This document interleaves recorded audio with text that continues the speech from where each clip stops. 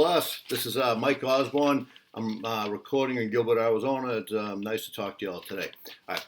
This week, I am doing my little report on this young lady right here. That is Phyllis Wheatley. All right. She's spent most of her time in Boston, Massachusetts, and she was a brilliant young lady.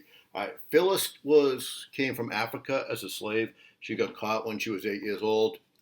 She was brought to Boston. She came over on a ship called Phyllis. That's where she got her name. And she was adopted by not adopted, but she was a slave by the Wheatleys.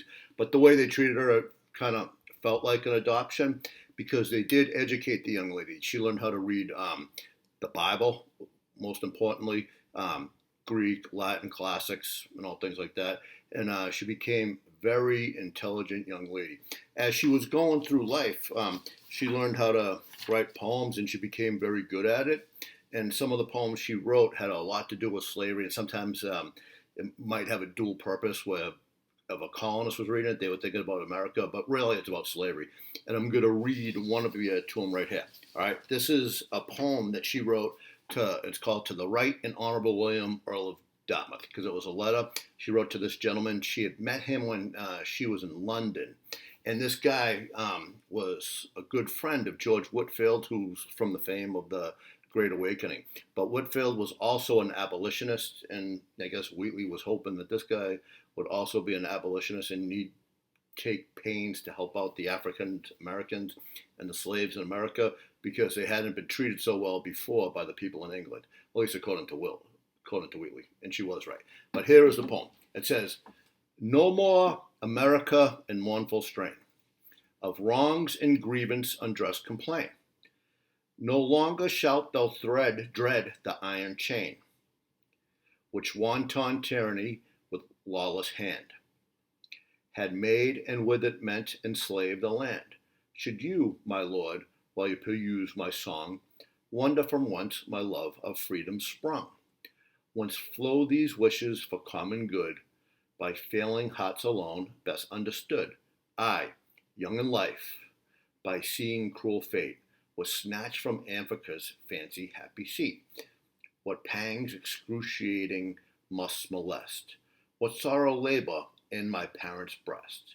Stilled was that soul, and by no misery moved, that from a faster sees his babe beloved.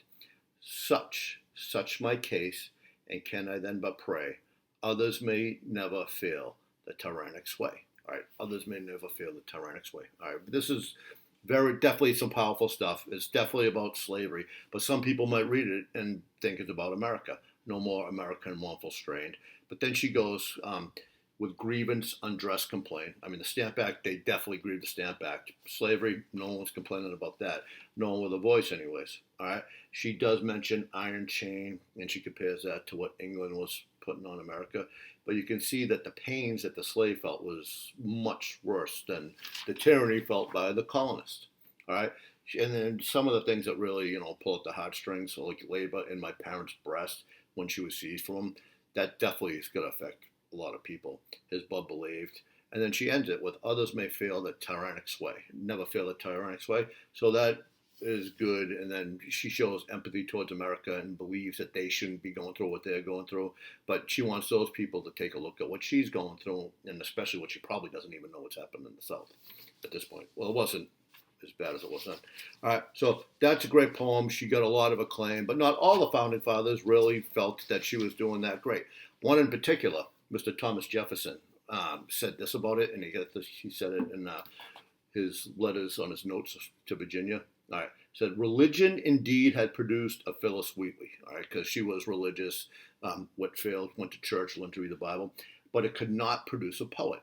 All right, the composition published under the name and below the dignity of criticism. Under her name is below the dignity of criticism. So what he's saying is that, I don't know why he's saying it, but he was well read. Everybody knows he's a genius. He knew a lot about a lot of things, but he didn't think either she was a good poet, or maybe he didn't think she wrote the poem. He said published under her name. Maybe he thinks she's getting the credit for something she didn't write. Okay, well, it's just something for you all to ponder. But Wheatley, to me, is a hero, and I have her picture, this beautiful picture right here. It's in my classroom, prominently displayed. All right, thank y'all. Have a good day. Bye.